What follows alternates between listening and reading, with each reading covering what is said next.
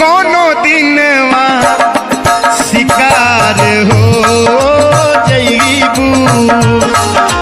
कोनो दिनवा शिकार हो जईबू, कोनो दिनवा शिकार हो जईबू, कोनो दिनवा